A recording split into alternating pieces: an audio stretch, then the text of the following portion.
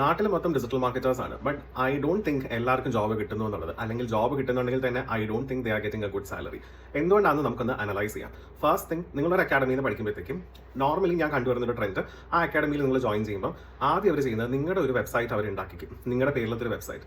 Y are they creating a website for yourself? Because നിങ്ങൾക്ക് SEO ചെയ്യാനോ അല്ലെങ്കിൽ website ഉണ്ടാക്കുന്ന ഒരു സ്കിൽ ഉണ്ടാവാനാണ്. വെബ്സൈറ്റ് ഉണ്ടാക്കുന്ന ഒരു സ്കില്ല് ഒരു ഡിജിറ്റൽ മാർക്കറ്റിന് ഇമ്പോർട്ടൻ്റ്ലി വേണോ വേണ്ടയോ നിങ്ങൾ ആദ്യം തിങ്ക് ചെയ്യുക. ഇപ്പോൾ വെബ്സൈറ്റ് ഉണ്ടാക്കുന്ന ഒരു സ്കില്ല് നിങ്ങൾക്ക് വേണമെങ്കിൽ കോഡിംഗ് പഠിച്ച ആൾക്കാരും അല്ലാതെ വെബ്സൈറ്റ് ഫോക്കസ് ചെയ്ത് പഠിച്ച ആൾക്കാരും എന്ത് ജോലി ചെയ്യും? ഡെഫിനറ്റ്ലി എപ്പോഴും ഒരു ജോബിന് ആ ഒരു ജോബിലത്തെ സ്കില്ലുള്ള കോർ സ്കില്ലുള്ള ഒരാളെയായിരിക്കും ഒരു കമ്പനി ഹയർ ചെയ്യുന്നത്. നിങ്ങളൊരു 2 month കോഴ്സ് അല്ലെങ്കിൽ 6 months കോഴ്സ് പഠിക്കുന്നതിൽ 1 month or 2 month ഒരു വേർഡ്പ്രസ് വെബ്സൈറ്റ് ഉണ്ടാക്കാനാണ് നിങ്ങൾ പഠിക്കുന്നത്. It is not a coded website. ഒരു വേർഡ്പ്രസ് വെബ്സൈറ്റ് ടെംപ്ലേറ്റ് വെച്ച് ഉണ്ടാക്കാനാണ് പഠിക്കുന്നത്. ഇറ്റ്സ് നോട്ട് നിങ്ങൾ ഫ്രം ദ ബേസ് പോയി ഒരു കസ്റ്റമൈസ്ഡ് ആയിട്ടുള്ള വെബ്സൈറ്റും അല്ല മോസ്റ്റ് ഓഫ് ദ അക്കാഡമീസിലും വേർഡ്പ്രസ് വെബ്സൈറ്റ് ഉണ്ടാക്കാനായിട്ട് പഠിപ്പിക്കുന്നത്. അപ്പോൾ ഒരു ടെംപ്ലേറ്റ് വെച്ച് ഉണ്ടാക്കുന്ന ഒരു വെബ്സൈറ്റ് ഉള്ള സ്കില്ലുള്ള നിങ്ങളും ഓൾറെഡി കോഡിംഗ് ചെയ്ത് വെബ്സൈറ്റ് ഉണ്ടാക്കാൻ അറിയുന്ന ഒരു വെബ്സൈറ്റ് ഡെവലപ്പർ, നിങ്ങൾ ഇവിടെ നിൽക്കുന്നു, മറ്റേ ഇവിടെ നിൽക്കുന്നു, ഇത്രയും വ്യത്യാസമുണ്ട് നിങ്ങൾ രണ്ടുപേരും തമ്മിൽ. സോ ഡെഫിനറ്റ്ലി ഒരു വെബ്സൈറ്റ് ഡെവലപ്മെന്റ് ജോബിൽ ഈ പറഞ്ഞ കോഡിംഗ് അറിയുന്ന ഒരാളെ കൺസിഡർ ചെയ്തോളൂ. കോഡിംഗ് അറിയുന്ന ഒരാൾക്ക് നിസ്സാരമായി വേർഡ്പ്രസ് ഒക്കെ ചെയ്യാൻ പറ്റും. അപ്പോൾ അതുകൊണ്ട് തന്നെ നിങ്ങൾക്ക് ഒരു വെബ്സൈറ്റ് ഡെവലപ്മെന്റ് ജോബിൽ പോകാം എന്നുള്ളൊരു ആഗ്രഹം ചെറുതായിട്ട് മാറ്റി വയ്ക്കാം. വൈ? ബിക്കോസ് ഡിജിറ്റൽ മാർക്കറ്റിംഗ് പഠിച്ചിട്ട് വെബ്സൈറ്റ് ഡെവലപ്മെന്റ് നല്ല ജോലിക്ക് പോകേണ്ടത്. സെക്കൻഡ് തിങ്, കുറേ അക്കാഡമീസിൽ അവർ ഡിസൈനിങ് പഠിപ്പിക്കുന്നുണ്ട്. അപ്പോൾ ഡിസൈനേഴ്സ് ഒക്കെ എന്തിനാ? ഗ്രാഫിക് ഡിസൈനേഴ്സ് എന്തിനാ? ബാച്ചിലേഴ്സ് ഇൻ ഡിസൈൻ എന്ന് പറഞ്ഞ ഒരു സബ്ജക്ട് തന്നെയുണ്ട്, ഒരു കോഴ്സ് തന്നെയുണ്ട്. അത് പഠിക്കുന്ന ആൾക്കാർ ബേസിക്കലി ഡിസൈനിന്റെ ഒരു ഹയർ ലെവൽസിലാണ് ജോബിന് പോകുന്നത്. ബട്ട് സ്റ്റിൽ അവരും ഈ പറഞ്ഞ ഡിസൈനിങ്ങിലേക്ക് അപ്ലൈ ചെയ്യുന്നുണ്ട്. അപ്പോൾ അവർക്ക് എന്തിനാ? സോ ബേസിക്കലി ഇതിനെല്ലാം സ്പെഷ്യലൈസ് ചെയ്തിട്ടുള്ള ആൾക്കാർ ഓൾറെഡി ഉണ്ട്. അപ്പോൾ ഡെഫിനറ്റ്ലി ഒരു 1 month 2 month കോഴ്സിൽ ചെറിയൊരു മോഡ്യൂൾ ഗ്രാഫിക് ഡിസൈനിങ് ആയിട്ട് പഠിച്ച ഒരാളെ എടുക്കുമായിരിക്കും ചെറിയ ഏതെങ്കിലും കമ്പനി. നല്ല സാലറി കിട്ടുന്ന ഒരു കമ്പനി ഗ്രാഫിക് ഡിസൈനേഴ്സ് ആയിട്ട് അതിൽ എക്സ്പെർട്ടൈസും അതിന്റെ ടൂൾസ് ഡീറ്റെയിൽ ആയി പഠിച്ച ഒരാളായിരിക്കും എടുക്കുന്നുണ്ടാവുന്നത്. അത് മാത്രമല്ല, ഈ ഗ്രാഫിക് ഡിസൈനിങ് എന്ന് പറഞ്ഞ് പഠിപ്പിക്കുന്ന ഡിജിറ്റൽ മാർക്കറ്റിംഗ് കോഴ്സിനകത്തുള്ള ടോപ്പിക് നോർമലി ക്യാൻവ എന്തെങ്കിലും വെച്ചിട്ട് ഡിസൈൻ ചെയ്യുന്നതായിരിക്കും പഠിപ്പിക്കുന്നത്. അപ്പോൾ ഫോട്ടോഷോപ്പും ബാക്കിയുള്ള ടൂൾസ് ഒക്കെ എന്തിനാ? അതൊക്കെയാണ് അതിൻ്റെ ഒരു കോർ. നിങ്ങൾക്ക് ഒരു കസ്റ്റമൈസ് ചെയ്ത് ഹ്യൂജ് ആയിട്ട് ഡിസൈൻ ചെയ്യണമെങ്കിൽ ക്യാൻവയിലൊക്കെ ലിമിറ്റേഷൻസ് ഉണ്ട്. അപ്പോൾ ഡെഫിനറ്റ്ലി അതിനുള്ള സ്കില്ലുള്ള ആൾക്കാർ വേറെയാണ്. ഡിജിറ്റൽ മാർക്കറ്റേഴ്സ് ഈ ഡിസൈനിങ് പഠിച്ചിട്ട് ഡിസൈനിങ് ജോബിലേക്ക് കയറാനല്ല നോക്കേണ്ടത്, പ്യുവർ കോർ ഡിജിറ്റൽ മാർക്കറ്റിംഗ് ജോബിൽ കയറാനാണ് നോക്കേണ്ടത്. ഈ പ്യുവർ കോർ ഡിജിറ്റൽ മാർക്കറ്റിംഗ് എന്ന് പറയുന്നത് മെറ്റാഡ്സ്, ഗൂഗിൾ ആഡ്സ്, SEO അങ്ങനത്തെ ടോപ്പിക്സ് ആണ് ഞാൻ ഉദ്ദേശിക്കുന്നത്. അപ്പോൾ ഈ പറഞ്ഞ ടോപ്പിക്സിൽ നിങ്ങൾക്ക് എത്രത്തോളം എക്സ്പോഷർ നിങ്ങളുടെ കോഴ്സിൽ നിന്ന് കിട്ടുന്നു എന്ന് വേണം നിങ്ങൾ തിങ്ക് ചെയ്യാൻ. അതിലേക്കാണ് ഞാനിപ്പോൾ വരുന്നത്.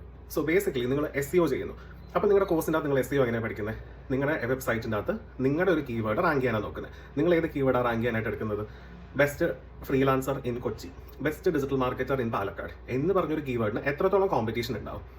നിങ്ങൾ കോമ്പറ്റീഷൻ ഉള്ള ഒരു കാര്യത്തിൽ പോകുമ്പോൾ മാത്രമല്ലേ എത്രത്തോളം ചലഞ്ചസ് അതിൻ്റെ അകത്ത് ഉണ്ടാകുമെന്ന് മനസ്സിലാകത്തുള്ളൂ. നിങ്ങൾക്ക് കോമ്പറ്റീഷൻ ഇല്ലാത്തൊരു ടോപ്പിക്കിൽ നിങ്ങൾ പോയി റാങ്ക് ചെയ്യുന്നു, ഒരാഴ്ചയും 2 ആഴ്ച 1 മാസം വിട്ട് നിങ്ങളുടെ പേജ് വെബ്സൈറ്റ് റാങ്ക് ആയി വരുന്നു. നിങ്ങൾ കാണുമ്പോൾ സന്തോഷം, ബിക്കോസ് ഒരു സ്റ്റുഡൻറ്റിന് സന്തോഷമേ തോന്നത്തുള്ളൂ, ബിക്കോസ് അവരുടെ വെബ്സൈറ്റ് റാങ്ക് ആയി വന്നല്ലോ. പക്ഷേ അതിലെന്താ കാര്യമുള്ളത്? There is no purpose. നിങ്ങൾക്ക് അറിയത്തില്ല എപ്പോഴും ആ ഒരു കീവേഡ് റാങ്ക് ചെയ്യാൻ എന്തൊക്കെ ഡിഫിക്കൽട്ടി ഉണ്ട്. നിങ്ങളൊരു കോമ്പറ്റീഷൻ ഉള്ളൊരു കീവേഡ് റാങ്ക് ചെയ്യുമ്പോഴത്തേക്ക് what will be the challenges എന്ന് നിങ്ങൾക്ക് അണ്ടർസ്റ്റാൻഡ് ചെയ്യാൻ പറ്റുന്നില്ല. നിങ്ങളുടെ സ്വന്തം വെബ്സൈറ്റ് നിങ്ങൾ റാങ്ക് ചെയ്യാൻ നോക്കുമ്പോൾ ദാറ്റ്സ് എ ഫസ്റ്റ് മിസ്റ്റേക്ക് നിങ്ങൾ SEOയിൽ ഫേസ് ചെയ്യുന്നത്. അപ്പോൾ അതിലും നിങ്ങൾ റിയൽ ചലഞ്ചസ് കണ്ടിട്ടില്ല.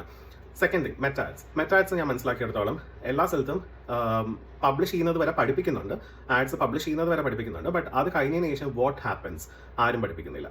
ആഡ് എങ്ങനെ ഒപ്റ്റിമൈസ് ചെയ്യും, ആഡിൻ്റെ റിസൾട്ട് എങ്ങനെ നോക്കും, ആരും പഠിപ്പിക്കുന്നില്ല. ഇനി ചില സ്ഥലത്ത് അവർ ആഡ് റൺ ചെയ്യിക്കുന്നുണ്ടാവും, ബട്ട് റൺ ചെയ്യുന്നുണ്ടെങ്കിലും ഈ പറഞ്ഞ റിസൾട്ട് നോക്കുന്ന ഏരിയ ഒന്നും അവർ കവർ ചെയ്യുന്നില്ല.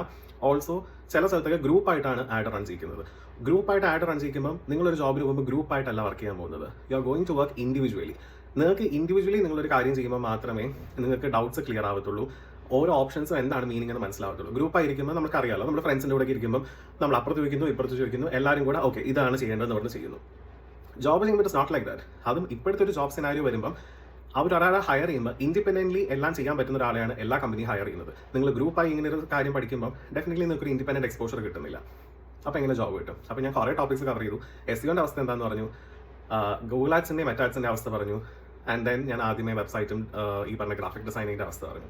വെബ്സൈറ്റും ഗ്രാഫിക് ഡിസൈനിങ് വേണ്ട, ബാക്കിയുള്ള സംഭവത്തിൽ നിങ്ങൾക്ക് പ്രോപ്പർ എക്സ്പോഷറും കിട്ടുന്നില്ല. ഇത്രയും കാര്യങ്ങളൊന്നും കിട്ടാതെ ജോബ് കിട്ടിയില്ല, ഹയർ സാലറി ജോബിലേക്ക് പോകാൻ പറ്റുന്നില്ല എന്ന് പറയുന്നത് ഇറ്റ്സ് നോട്ട് വാലിഡ്. ബിക്കോസ് ഇതെല്ലാം ഉണ്ടെങ്കിൽ ഡെഫിനറ്റ്ലി അത് പറ്റും. So that's A scenario. എനിക്ക് കോമൺലി വരുന്ന ക്വസ്റ്റ്യൻസ് എനിക്ക് എപ്പോഴും അഡ്രസ് ചെയ്യണമെന്നുള്ളത് ഉണ്ടായിരുന്നു. ബട്ട് ഐ തിങ്ക് ഇതുപോലെ ഒരു ഫ്ലുവൻ്റ് ആയി എനിക്ക് ചിലപ്പോൾ പറയാൻ പറ്റണമെന്നില്ല എപ്പോഴും. So that's why made this video. So നിങ്ങൾ തിങ്ക് ചെയ്യുന്നുണ്ട് നിങ്ങൾക്ക് ജോബ് കിട്ടുന്നില്ല and you are not able to go to a higher paid job, ഇതൊക്കെയാണ് അതിൻ്റെ reasons. So you have to start improving at these points. ഇപ്പോൾ നിങ്ങൾക്ക് അതിനെപ്പറ്റി എന്തൊക്കെയാണ് ഇനി ഇംപ്രൂവ് ചെയ്യേണ്ടതെന്നുള്ളത് നിങ്ങളൊരു ഓരോ ഇന്റർവ്യൂ അറ്റൻഡ് ചെയ്യുമ്പോൾ you will get insight that ഇങ്ങനെയൊക്കെയാണ് ഇംപ്രൂവ് ചെയ്യേണ്ടത്, ഇതൊക്കെയാണ് എനിക്ക് അറിഞ്ഞുകൂടാത്തുള്ളത്. Start improving all these points. So ഞാൻ ഇതിനെപ്പറ്റി നിങ്ങൾക്ക് ഇനി കൂടുതൽ അറിയണമെന്നുണ്ട്, ഹൗ ടു ഇംപ്രൂവ് എന്നൊക്കെ നിങ്ങൾക്ക് അറിയണമെങ്കിൽ let me know in the comments. I will make more videos. So stay tune. Follow this page for more similar videos.